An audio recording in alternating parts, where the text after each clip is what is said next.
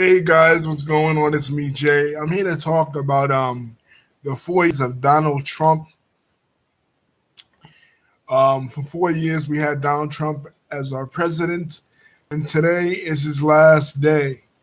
And I'd like to make a little video just looking back and reflecting on what these past 4 years have been like. The good, the bad, and the ugly.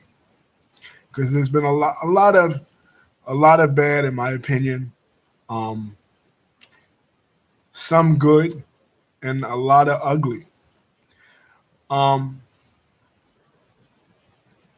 Donald Trump's campaign started in 2015, um, in June the 16th, um, of 2015. It was June 16th or June 15th. It was right around the time of my daughter's birthday, so I remember it. And he announced that he was running for president, coming down the golden escalator at Trump Towers, and that he was running for president. And it was in this speech, this is where the ugly starts, in my opinion, where he said the line, he said, a lot of people that are coming across the border, these Mexicans and these South Americans and people from the Middle East are rapists, um, they're killers, they're looters, um, they're not very nice people. He said the exact words, Mexico is not sending its best. So it started off as an attack right away, in my opinion, on um, people of color, Hispanic people, and Middle Easterners.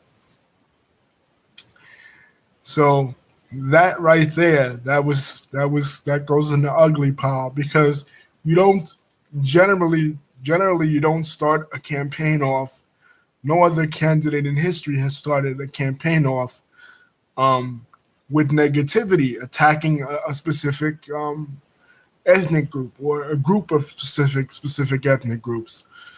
But he felt this was needed because um, 2015 was a very 2015 2014 was a very divisive year.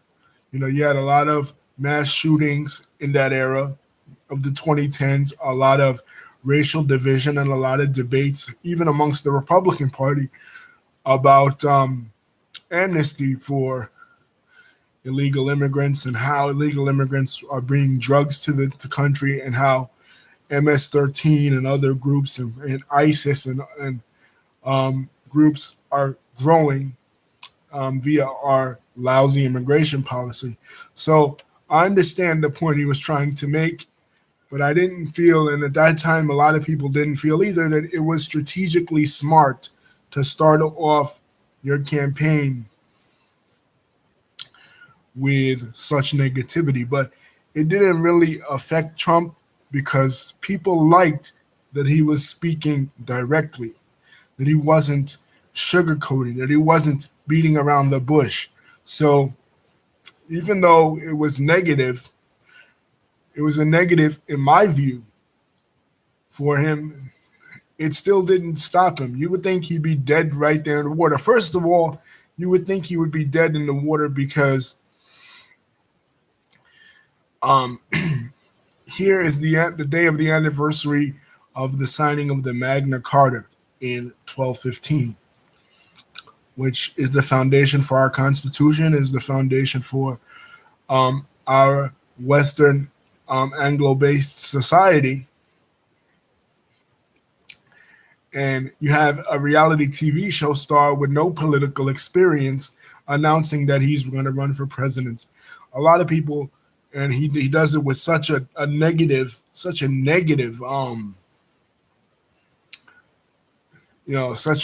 start. He started off negative. So people were like, he's dead in the water now. There's no way he could win. But it doesn't really affect him. He continues on, and then he gets to a part where he's giving this speech and he's talking about this reporter that this reporter that reported the day of 9/11,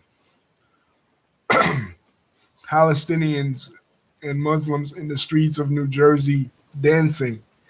And then the reporter says that he didn't say that. And Trump then mocks this reporter who has cerebral palsy. He goes like this. He says, "Oh, I don't know what I said. I don't know what I said." He's mocking him, right? He's mocking his disability. So now people are like, "Oh my God!" Not only did he start off his campaign racist, he's starting again to attack people with disabilities. But again, on the flip side, yeah, what he said wasn't wasn't true to at all. But that was rumors that we heard even then on 9/11. I heard that the day of 9/11, that people were dancing in the street. So that was going around. Trump didn't actually he didn't actually make that up. That was a rumor that had existed for a number of years. But mocking the reporter with a disability, mm-mm. I thought that goes in the ugly bin because that was just ugly. And a lot of the stuff that Trump did was in the ugly bin. But at that time, that doesn't really affect him because people just found that, sadly, they found that funny. Even though, attacking a disabled reporter, was total bullshit. You know what I mean? And cruel and mean. And what he was saying was something that we heard even even at that time. You know what I mean? So people excused it. And in the field, the Republican field, there was so many other candidates. People like even Republicans, they were like, "There's no way that Trump could win. He's a celebrity. He has no political experience whatsoever. He's from a reality TV show. He doesn't really understand the laws. He doesn't really understand the political process. There's no way he could win." Well, he goes on to have a debate in which Marco Rubio says that he has small hands. He starts giving people these little nicknames, and for Marco Rubio, Marco Rubio was a star of the Republican Party, and they thought that he was going to be their answer. Like in 2012, 2013, they thought he was going to be their answer to Barack Obama because he's a minority. He was charismatic. He was young. They thought he was going to be the answer to Barack Obama. You remember that State of the Union speech where he drank that water? So Republicans were for sure that he was going to win. So Trump knew right away that he had to attack Marco Rubio. So he gives Marco Rubio the name Little Marco.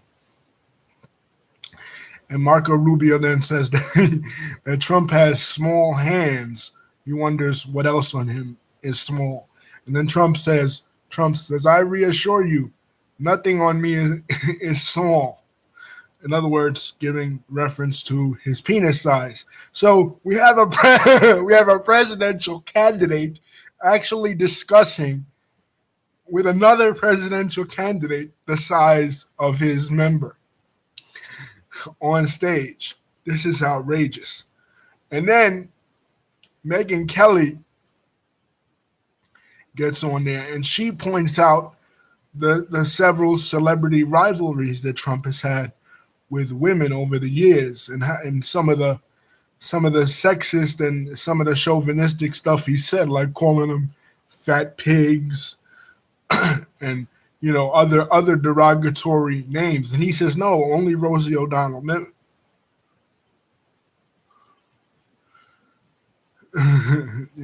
Yeah, only Rosie O'Donnell. You know what I mean? And it was true. He did have a beef with Rosie O'Donnell. They even had WWE even staged a mock, um, match with him and Rosie O'Donnell on Raw in 2006. So because Megyn Kelly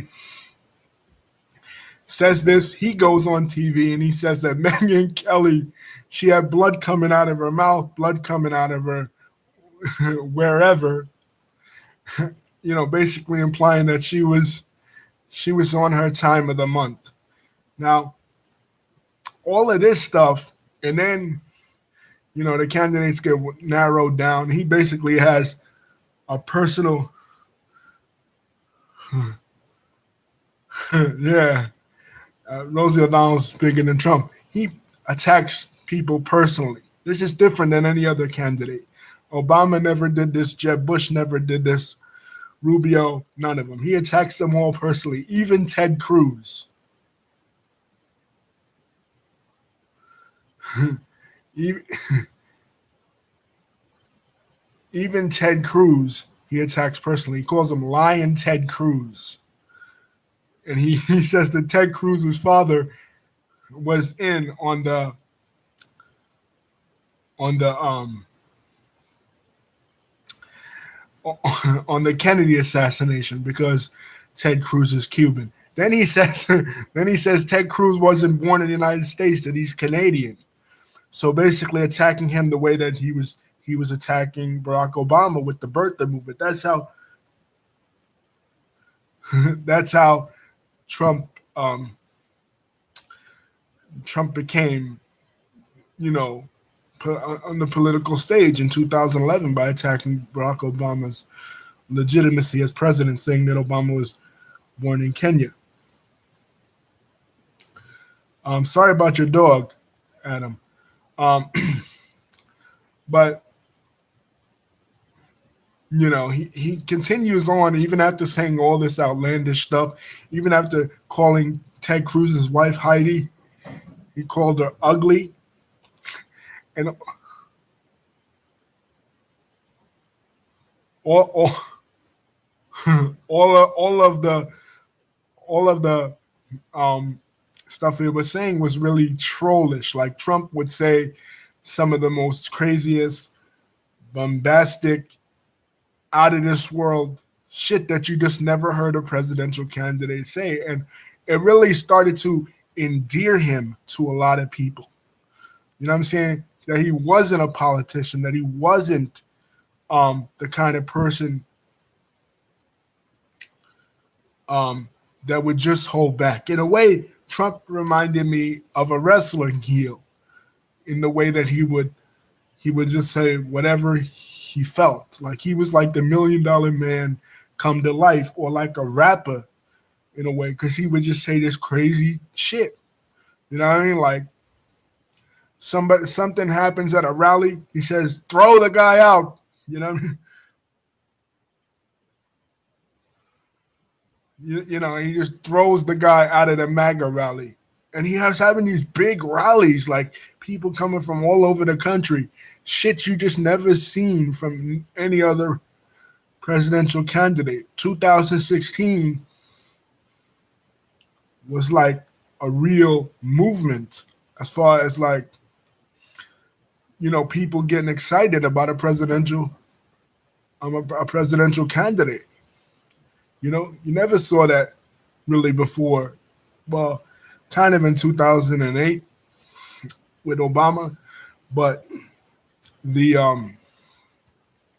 the internet wasn't as ubiquitous as it was in 2016. It was like everybody was getting on board with all the memes, all the God Emperor memes, all the Palpatine memes, all the stuff comparing Trump to like this great messianic type figure, just trolling. The memes were incredible. And while on the other end, people were just shocked and appalled by everything.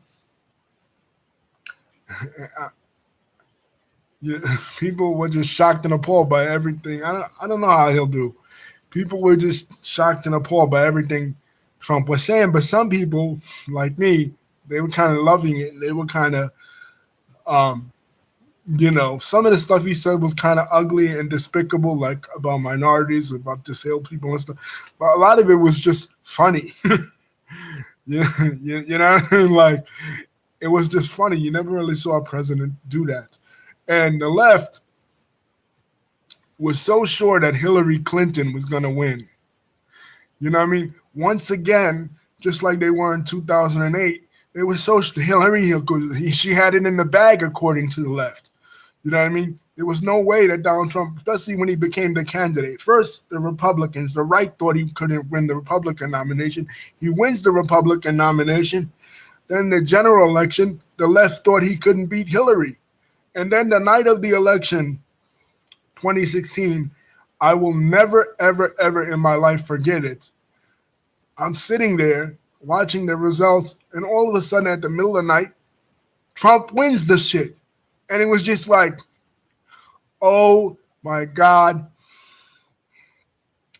history was made. Somebody with no political experience, never been in public office in his life, a private businessman, a WWE Hall of Famer, an actor and a reality TV show star, is elected the 45th president of the United States. So all these people on the internet that were rooting for him, they were basically just the troll army, were right. They were right. He did it. He did the impossible, basically. You know, and a lot of people were upset because they wanted to see history made. They wanted to see Hillary be the first female president of the United States, but people didn't like Hillary. If they didn't like her in 2008, what made people think they were going to like her in um, in 2016? So you heard Vince McMahon wants to run for. I hope I hope not. But yeah, Vince McMahon was pretty happy himself because him and Trump have been friends for years.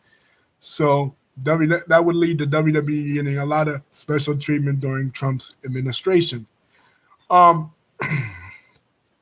After he becomes president, liberals um, make up all these excuses. They start to say, "Oh well, he colluded with Russia. Russia was the reason why he got um, he won the election. Putin helped him get in, because Putin didn't really like Obama and didn't like, the Democrats. And there were rumors that if Hillary got in, um, it would lead us to war with Russia. Well, for 4 years, they said he colluded with Russia. No evidence whatsoever. The charges were.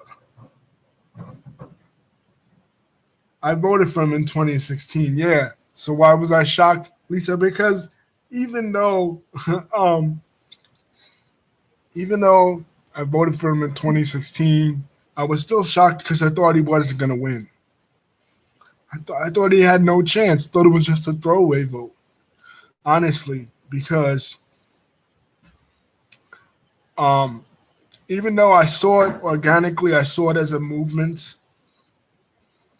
You know, like Jason said, um, he had a lot of backing from Vince McMahon. He had a lot of backing from WWE and a lot of backing as far as alternative media, all tech.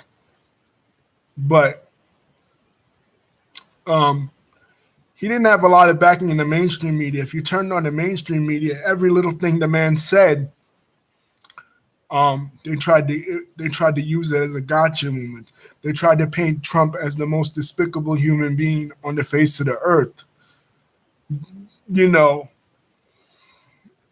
and because he was so politically inexperienced, he fell into a lot of these traps. And that was the thing that when he became president, that again, he fell into a lot of traps because he would say something, and because he wasn't politically astute or he wasn't politically savvy, he didn't really know how to navigate outside of this and say the same thing in a different way that was more bullshitish. You know what I mean? Like more sugar coated, like other more trained, more seasoned politicians would.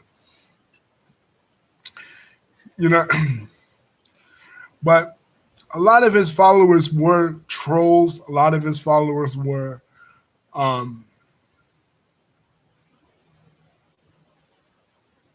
yeah, that's a thing, Jason. You're right. Um, that all these news stations used to love him before he ran for president. What really made them upset was that he won. You know, that he won the election. You know what I mean? They thought for sure Hillary had it in the bag. It's, if you go back to 2016, they thought first the Republicans, like I said, thought he wasn't going to win, and then when he won the Republican nomination, the the general public thought he wasn't going to win. You go back to my old video that I made in 2015. I even said Trump was a joke because in the beginning he was a joke. You know what I mean? It was laughable that a guy that is a WWE Hall of Famer, a guy from reality TV with no political experience would ever be the president. So when he became president, people were like, well, what's he gonna do next? And what it became was like a soap opera. What's Trump gonna do? What's what's he gonna do next? How are we gonna get him? They tried it with the Stormy Daniels thing, coming out that he slept with Stormy Daniels. Stormy Daniels coming out with the book in 2018, you know, trying to say that, she had an affair with Trump and he left the money on the counter, describing Trump's penis, again, describing his penis and, like, you know, his sexual prowess and his weird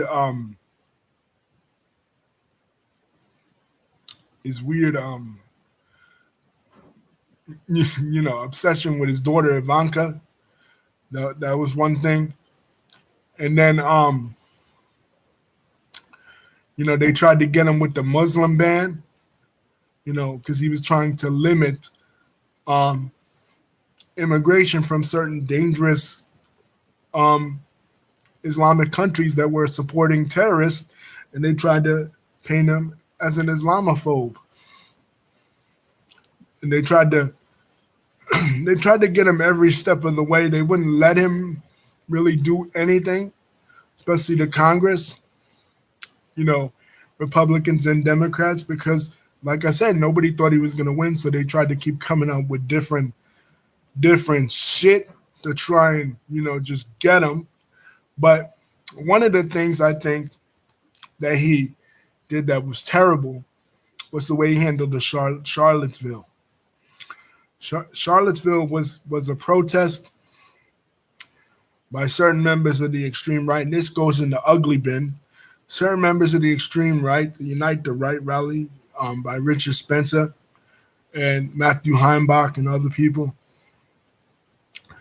that they were protesting the taking down of a statue of Robert E. Lee and the renaming of the Robert E. Lee Park, and they went there to protest that taking down of that statue, and um, left wing people went to protest it as well, and it ended up in a skirmish. And this kid James Field Jr. ran this girl over, Heather Heyer, and it tragically resulted in her death. And Trump's reaction was there was good people on both sides. Now, by saying that, what you're essentially saying is that there are good people that are white supremacists. You know what I mean? Now, we don't know. We're not in Trump's mind. We don't know if he thinks that there are good people that are white supremacists. But what we do know is that he didn't directly call out the white supremacist element that was at this march. And that cost him heavily, because some of the stuff he said previous to that was just funny stuff, trolling stuff, besides how he started off his campaign. But that was way more than trolling because the girl died, and um, you're dealing with a war that was the war between the states, the Civil War, a war that was essentially about slavery, you know, and that tore this nation apart for 4 years. I don't agree with honoring um, honoring someone like Robert E. Lee, and Trump tried to make it like a slippery slope argument. Like, if we take down the statue of Robert E. Lee, next thing you know, we're going to be taking down statues of Andrew Jackson, statues of George Washington, statues of even Abraham Lincoln, who won the Civil War. And, you know, no one was even thinking of that. Maybe some of the extreme Antifa and BLM people were thinking of doing that, taking down all the statues, but the majority of the people wasn't thinking about that. But I believe the people on the right, the Unite the Right people, were thinking of some of the extreme elements. I mean, let's be serious. What kind of right were they trying to unite? Elements of the right that are National Socialists, elements of the right that are fascist, elements of the rights to the right that are neoconservatives, neo-Confederates, really bad people. I don't think there was good people on both sides. Really, there wasn't good people on any side. You know what I mean? Like, that's my opinion. Just the people from the municipality that wanted to take the statue down. But the agitators that came and the people that started the march, there wasn't good people on any side, and that's what he should have said.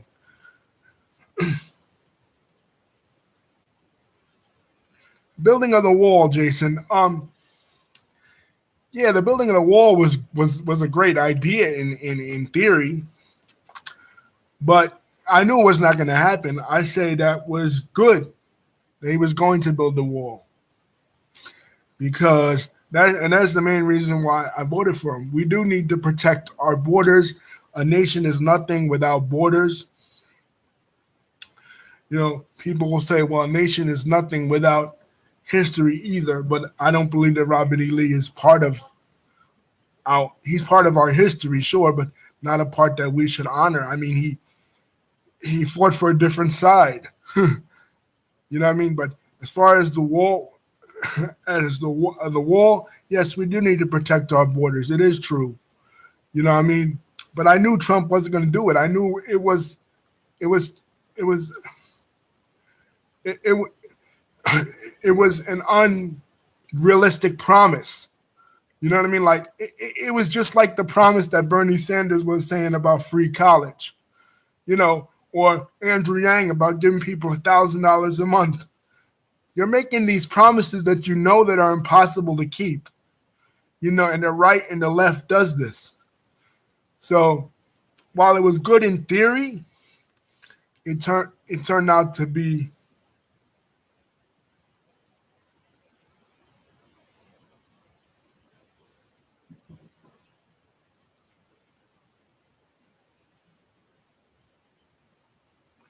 Yeah, Lisa, you're absolutely right. It was good in theory,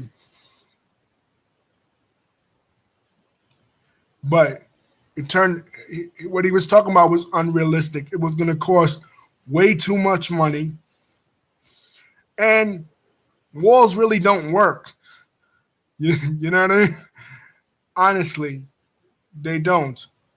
Um, they work for a while. They work for a while in China, but eventually, um, the Mongolians got over the wall, didn't they?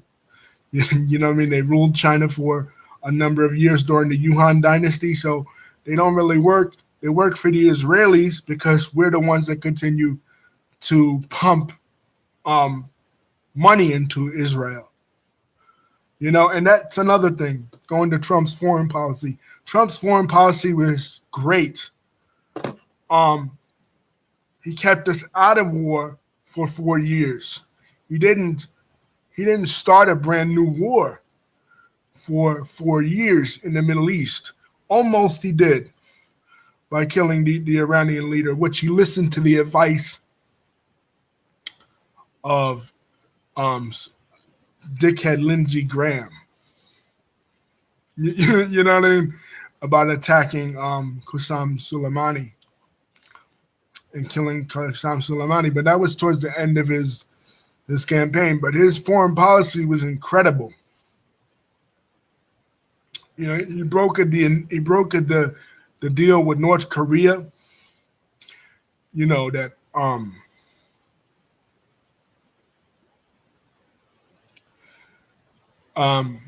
the deal with North Korea in 2018 that for a while put an end to the Korean War. Conflict has been going on since the 1950s between the two nations that exist in the Korean Peninsula. Something that was unprecedented. But he criticized Obama for doing that with Iran, and he did basically the same thing with North Korea. Um, he did put a lot of sanctions on Iran, and he did make Iran suffer. That was yeah, that's what I'm saying. Like say he overseas, he didn't start a war. He became the first president in our history to never start a war overseas, and that really made a lot of Republicans upset because you know the Republicans are neocons. You know they want to basically take over all of the Middle East. What did John McCain say? What was John McCain's song? Bomb, bomb, bomb, bomb, bomb Iran. And Trump wasn't for that. You know what I mean? Trump whole policy is an isolationist policy, which is the true policy of the United States. The United States started out as a country. We were always isolationist. That was the first foreign policy that George Washington ever put through in this country. Trump tried his best to stay close to that because we're getting involved in these wars in Israel, you know, wars for Israel, you know, attacking every Middle Eastern country just for the sake of the Israelis, you know, just to protect them. You know, bullshit. You know what I mean? Like, we're attacking all of their neighbors just to protect them. We got to think of us, the United States, first. We got to take care of our citizens, our people first before we can take care of another country. You know, we run over there, we rush over there to take care of them, you know, to coddle them as a baby, you know, like a baby. But charity begins at home. And Trump understood that. He understood that we can't fix the world. We can't be the world police, you know, on the international level. You know, so I give him credit on that. But and what he did for Israel, whether or not you say it's good or bad, is he moved the embassy from Tel Aviv to Jerusalem, hereby officially um, recognizing Israel as Jerusalem as the capital of Israel over Tel Aviv. Now, some will say that's good, or some will say that's bad. We don't know. History will bear that out. His agreement with a lot of his Palestinian plan, his plan for the Middle East, I felt was no good. He didn't include any Palestinian leadership in there. It was just him and Netanyahu, you know, hashing it out. Mahmoud Abbas wasn't there, and of course Khalid Mashallah, um, the head of Hamas, wasn't there. So no Palestinian leadership was there, and it was just done without the Palestinians. But one thing that the Abraham Accords did do was bring peace with Israel and a lot of other Arab countries that were never peaceful with Israel before, like Dubai, like Oman, like Chad, like most of North Africa, like Kosovo. A lot of Muslim nations that were never peaceful, Muslim and Arab nations that were never peaceful with Israel before even recognized Israel, became so under Trump's administration. Now, whether or not that will last, we don't know. History, we can't see into the future, but um, Trump tried his best, and because of the Iran deal, all the other Arab countries became scared of Iran, who's kind of their historic enemy, and they became friendly with Israel. Now, so that was good. But like I said, his plan, as far as for Palestine to just throw money at the Palestinians without giving them state recognition, was bullshit. They didn't even have a seat at the table. They need to have a seat at the table in order to have a peace process, in my opinion. So I have a video on my channel criticizing that. I felt like he was showing a lot of favoritism towards the Israelis, but of course he kind of was, because a lot of it was done with Jared Kushner, who was an Orthodox Jew. So they wanted to encourage the Jewish people in Israel to build more settlements atop Palestinian land. So his position on that was kind of expected. So that goes in his stuff in the Middle East, to me, goes in the overall good category, with a few minor bad stuff. Now, the real ugly, the coronavirus. The coronavirus existed in China in 2019, started in Wuhan, China, and Trump completely ignored it. Trump and his administration overlooked it. They tried to downplay it. It's in Bob Woodward's book. I made a video on Bob Woodward's book, and he tried to downplay it. He said he encouraged the American people to. Thank you, Jason. He encouraged the American people to drink bleach, to inject bleach and whatever. A lot of his words were taken out of context, but again, Trump is not a well-spoken person. He says things like he feels. He takes it from the heart. You know what I mean? So, being that he speaks from the heart, a lot of times what he says is not so polished. So it may come off as, unsophisticated, uncouth, or just crazy. But the fact that forget about what he says. The fact that his administration downplayed the coronavirus and tried to minimize its effects really cost the United States and the world. But don't get it twisted. The virus did come from China. I believe that Trump tried to intentionally downplay the virus because he knew that the economy was doing so well, and he knew that the virus would derail the economy. Because Trump and his economic policy was trying to bring the United States back to our roots, and our roots are rooted in America first. Before World War II, we were all about America first. We were economic nationalists. And that's what he was trying to do. He was trying, because we were losing out to the East Asian countries for years upon years, losing out to South Korea. Yeah, they were just stupid. But a lot of them were taken out of context. I don't think he just meant to drink bleach. I mean, I hope not. You know, you know what I mean? Like, but in terms of the economy, we want to produce our own products. We want to produce our own steel. We want to produce our own stuff. But a lot of it was, again, like the wall, was unrealistic. That was never going to happen, guys. Those jobs, they're gone, and they're gone forever. You know what I mean? Unfortunately, Trump could not do it. This I put in the hashtags God Emperor. A lot of people on the right thought Trump was the God Emperor, that he was going to save the world. But it's impossible. Those jobs, they're gone forever. No president could have done.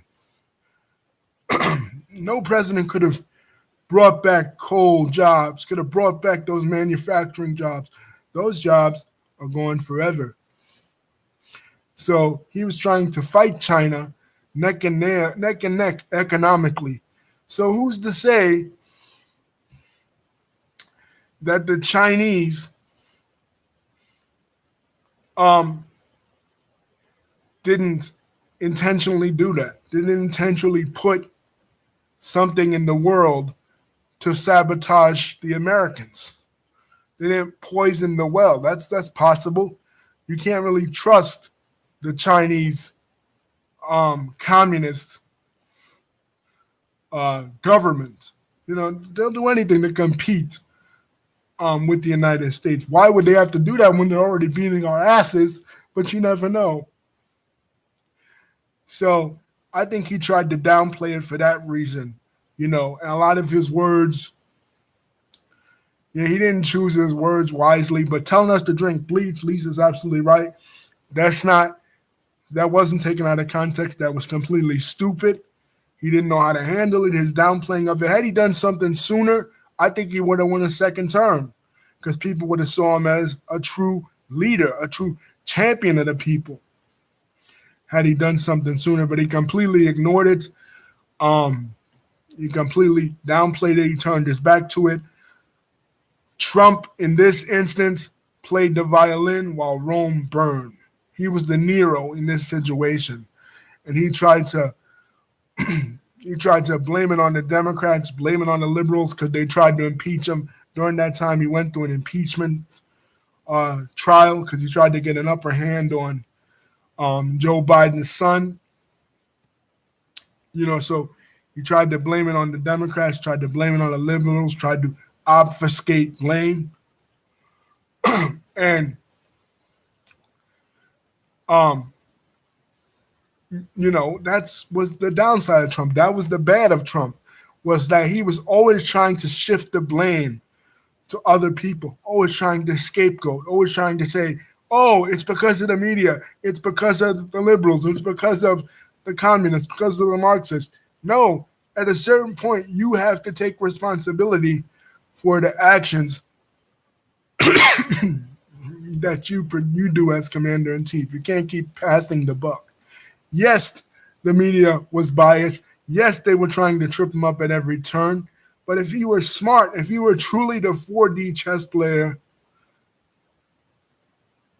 that the right-wingers, his fans, people like Stick Hexenhammer always say that he is, he would have just rolled it off. He wouldn't have let it get to him. He would have been tweeting at 6 or 4 in the morning, letting every little comment from the liberals and the media get to him. He would have just let it roll off him like water to a duck's back. But he wasn't as smart as his his supporters said he was. So he fucked up really with the coronavirus. He said really dumb and stupid things. And by the time he tried to do something, it was just too late. You know, that should have just spread. You know, all over the world. We were on lockdowns like we never were before. And it caused a lot of frustration. And then you had the part of the ugly, the George Floyd incident, which I spoke about in another video. That incident and Trump's handling of that incident was totally unacceptable. The man, George Floyd, was killed, and Trump completely ignored it, overlooked it. And On race, he gets an F. He was terrible on race.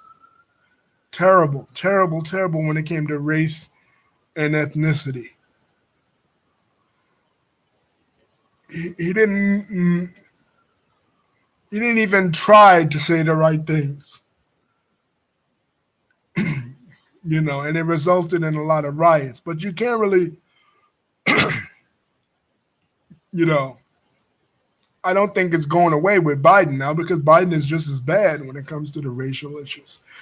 Biden says things that are just as fucked up, talking about, a racial jungle and all that stuff. You know what I mean? So it's not going away. Racial injustice in this country is not going to go away because Trump is no longer the president. So, but that was part of the ugly side of it, the racism, and the xenophobia and the prejudice. That he fed into a lot of it. That was part of the ugly side of it. That MAGA became synonymous with white supremacy.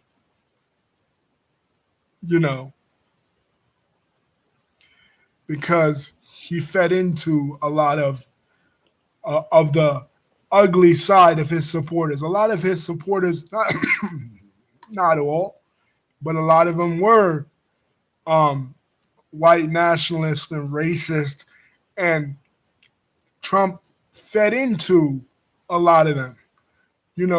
He gave them a wink and a nod.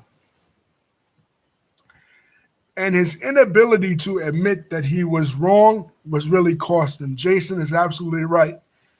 His lack of humility, his inability to say, you know what, I was wrong on this issue. I apologize. I was wrong to attack, the character of a person that has just been assassinated. Not to say that George Floyd wasn't had an impeccable character. He certainly didn't. You know what I mean? But Trump didn't either. But he was wrong to say the things that he said, but he would never admit that he was wrong. He would never apologize. He would never be humble. And humility is a sign of a great leader. Because we are human beings and we are made of sinful flesh. It proved that. Right. They said it didn't go away with Obama. Yeah, you're right. We are human beings and we say the wrong things sometimes. We do the wrong things.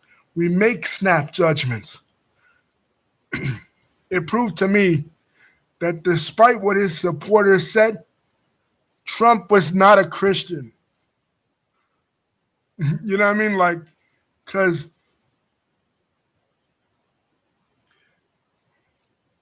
Trump was not a Christian.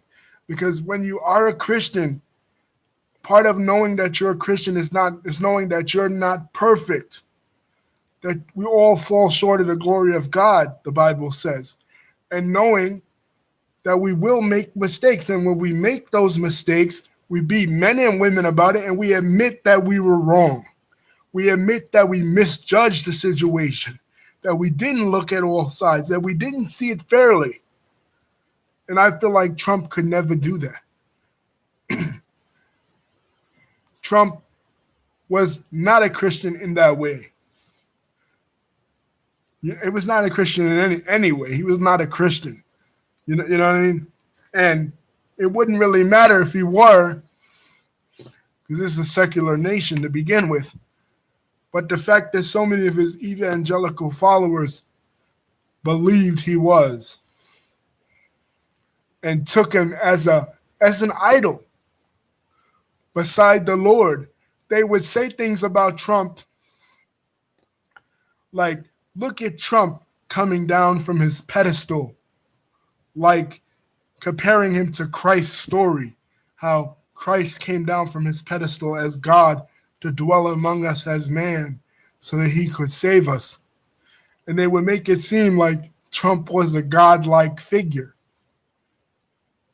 And he didn't denounce this. He didn't say He didn't humbly say, listen, no, no, I'm a man like all other men. I make mistakes.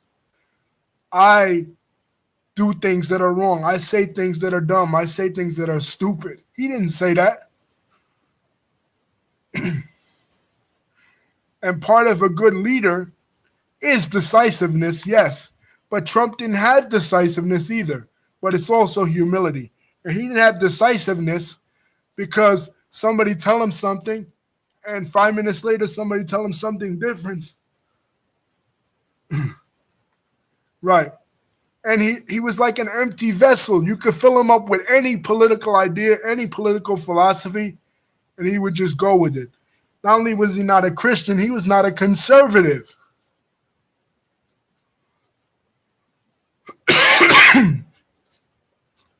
You know, he was not even a conservative because he didn't abide by conservative principles when it came to spending. That's number one.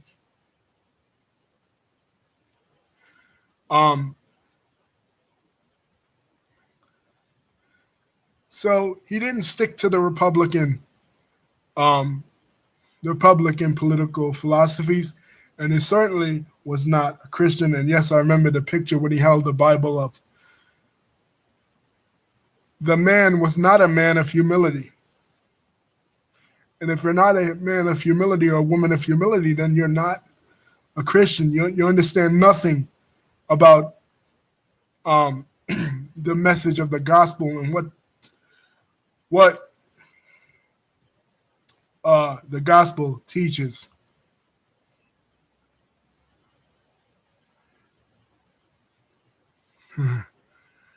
Okay, I don't. Okay, nah, I'm not gonna. I don't want to. My best Trump impress, guys. I have it all in control, guys. I do a good Trump. Ben Shapiro does a great Trump, and that's another thing. Conservatives like Ben Shapiro that were never Trumpers, all of a sudden they jumped on Trump's bandwagon. Why? Because he was just upsetting the liberals. That's what I think they liked about him, was he was upsetting the liberal establishment. And he did shake up the establishment. A guy who who was never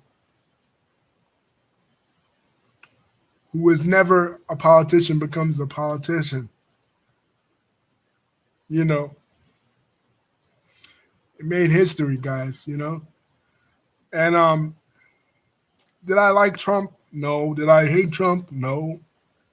I felt he was a mediocre president. A lot of people say that economically, especially their 401ks went up despite Trump. I mean, during Trump's administration. But you got to remember, um, yeah, Jason, I didn't say it was good. I don't do impressions or anything good like that. Sorry. you know, but um,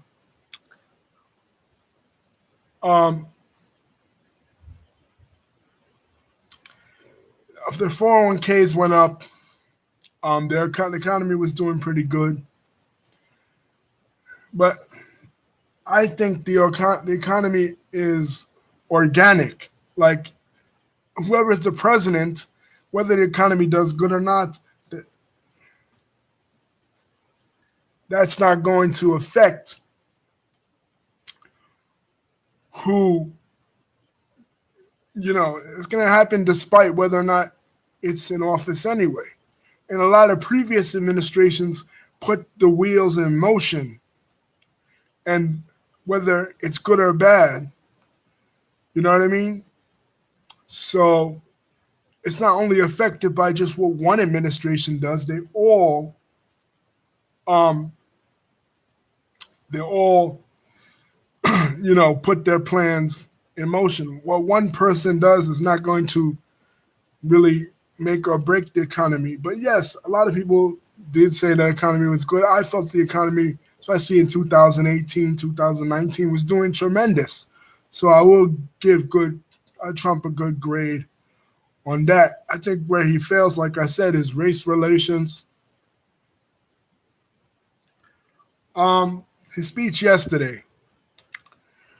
Uh, yeah,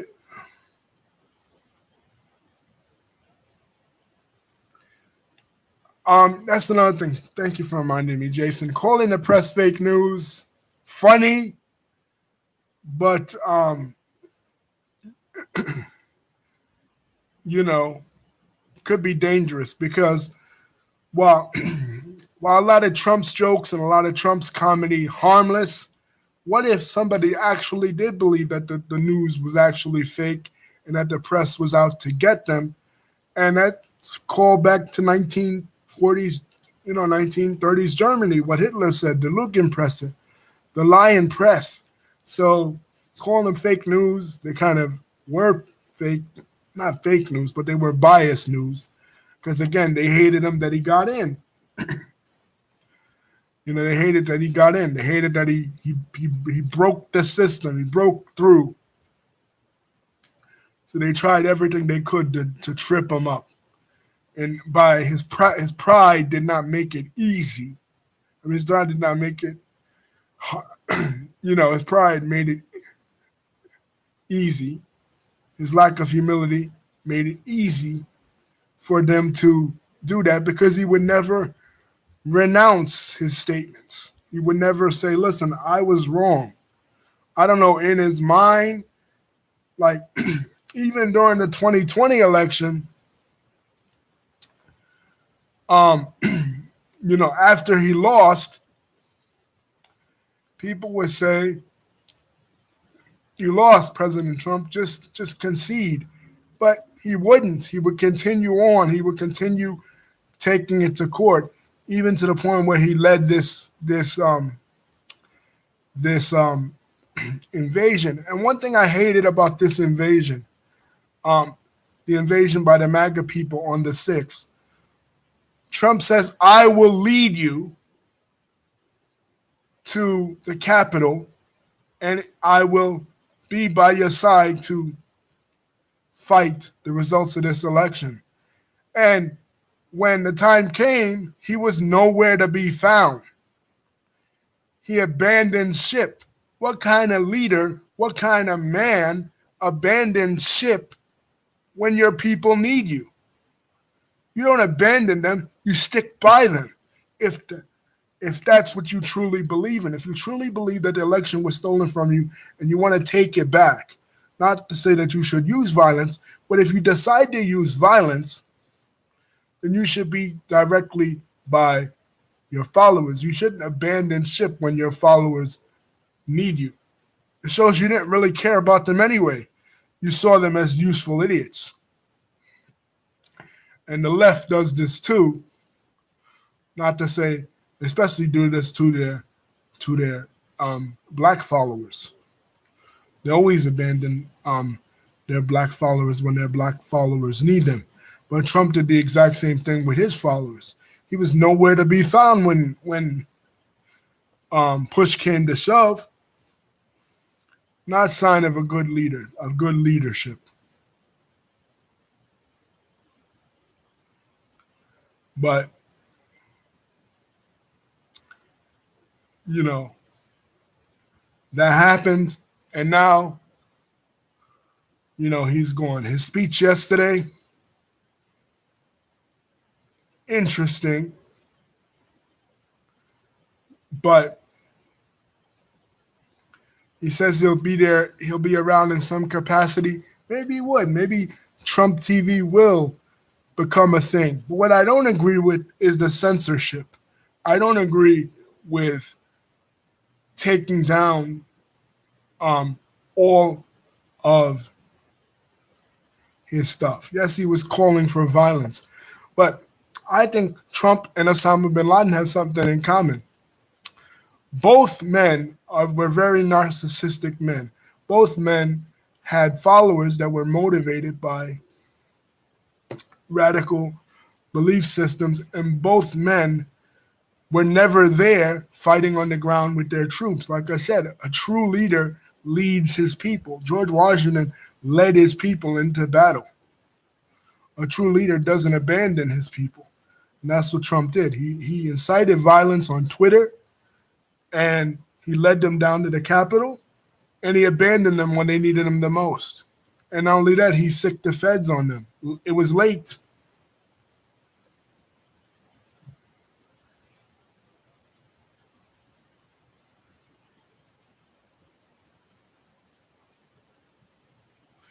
Yeah, but they didn't, Lisa. They didn't.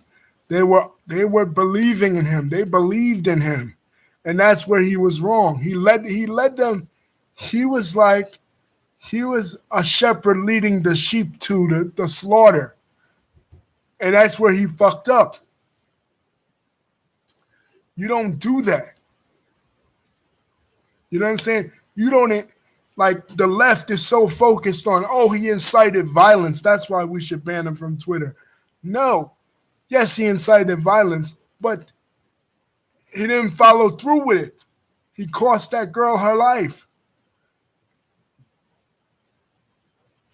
So that goes in the ugly bin. That makes him a bad leader and a bullshitter and a con artist in that sense. Because just like every other politician, you'll send me to die, but you won't put yourself up, your daughter, your son, or your person or your body to fight and die. And that's what makes him not the God Emperor, and that's what makes him not the great leader that they purport him to be. Because unlike the Lord Jesus Christ took the cross up and died on Calvary for your sins. He didn't ask you to die for him. And that's the difference. Trump asked his followers to basically die for him. And he wasn't willing to put his life on the line for them. And he knew that even the ones that survived, they were going to feel the vitriol of the left. They were going to feel the heavy-handed of the left. If you thought media censorship was bad then, media censorship is going to be worse, 10 times worse for people of dissenting views. And not only those are...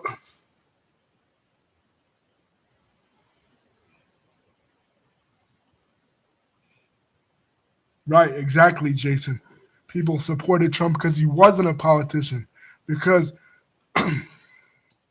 and Lisa and I spoke about this in another video. I made another video about this. That in the 2000s, politics became so divisive that they were willing to look for anything for an answer. But see, Trump was incompetent. Trump didn't know what he was doing. Trump was stupid in some ways. But what if you get a guy or a woman that is actually knows what they're doing and is actually malicious and actually out to destroy this republic? Combined with big tech, combined with Twitter, combined with Facebook, big government combined with big business. What is that? That's fascism.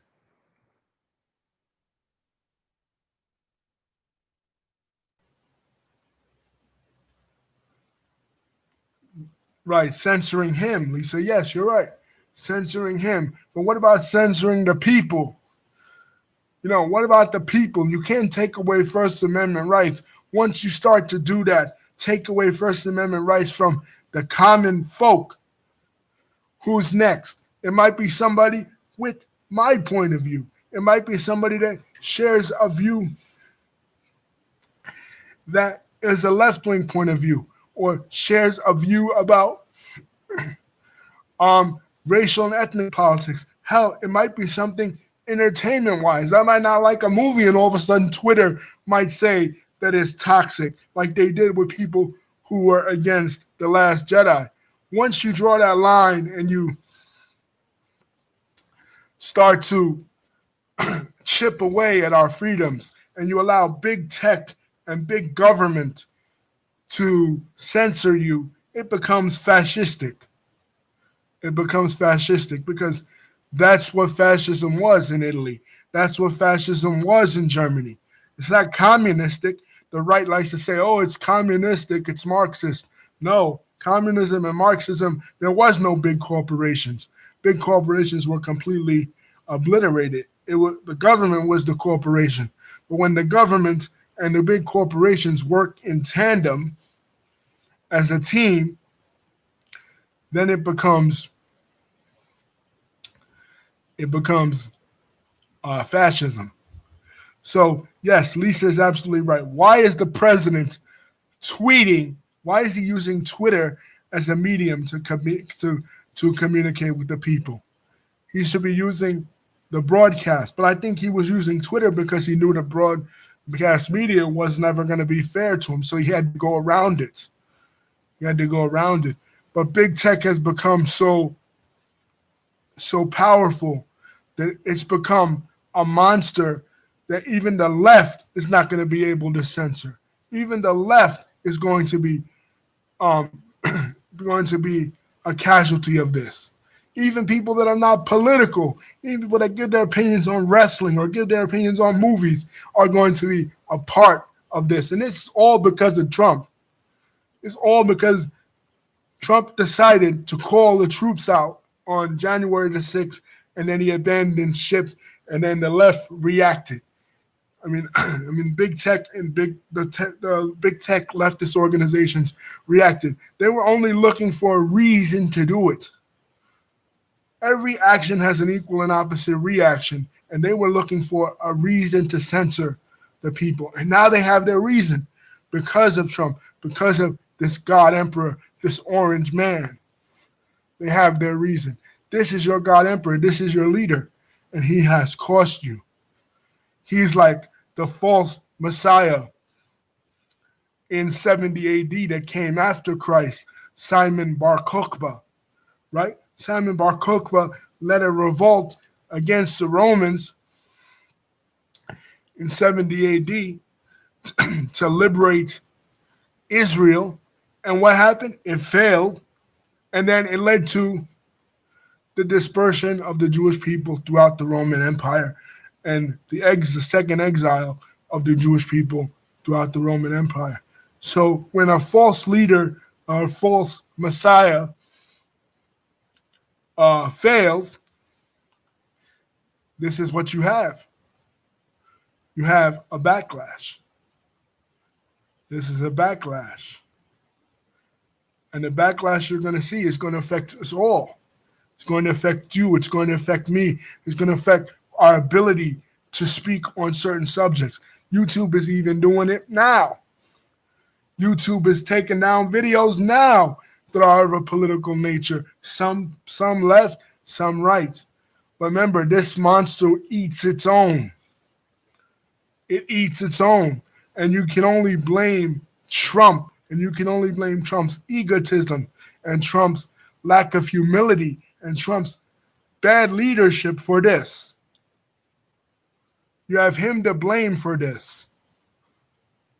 Because you know the media was going to do it. Like Jason said, they hated Trump from the beginning. Like I said, they hated him from the beginning. They hated the fact that he was even in the race. They hated the fact that he was picking people in this. Well, some of his cabinet picks were completely retarded. Ben Carson for HUD, picking him only because he's black. Like that was what clicked in Trump's mind. Linda McMahon for the small business department. Since when is the WWE a small business? If anything, the WWE is a complete monopoly. They completely monopolized their field. They've made it so that the wrestlers have nowhere to wrestle. And Trump helped that because Linda McMahon is one of his donators. So he was in bed with big business, but big tech he was antagonistic towards. But now this is causing a crackdown of big tech on people sharing their political opinions on YouTube. So Lisa's absolutely right. The leader of the free world should not be on Twitter, should not be on Facebook, and Kamala Harris and Joe Biden should think of this in the future, because say the wrong thing and immediately you will get snapped. They're on their side now, but who knows when they say the wrong thing, the tide might turn. But anyway, guys, Trump did some good. Like I said, the economy, great. Foreign policy, great. He kept us out of the wars. And that's what really pissed a lot of people off, too, like John Bolton, that he kept us out of the wars. He was terrible on race relations. In fact, he was borderline he was racist. He was in bed with the white supremacists, the racists, and the neo-Nazis. And but he was fantastic on the economy. He was irresponsible in a lot of the things he said, and he was in bed with some big businesses like the WWE that allowed them to get special perks like UFC and like even AEW. Because he was even in bed with AEW. Because Saeed Khan was one of his biggest donators, the owner of AEW. So it led to monopolizations of some business, but his reaction to certain shit was terrible. And the ugly side was a lot of his reaction. The bad side was the ugly side was how he handled race. The bad was the coronavirus and his irresponsible tweets. And the good was the economy and the foreign policy. Like I said, his reactions to the Palestinians could have been better. He could have actually allowed them a seat at the table, allow them to determine their own destiny. But, being that it was Jared Kushner pulling the strings, he didn't.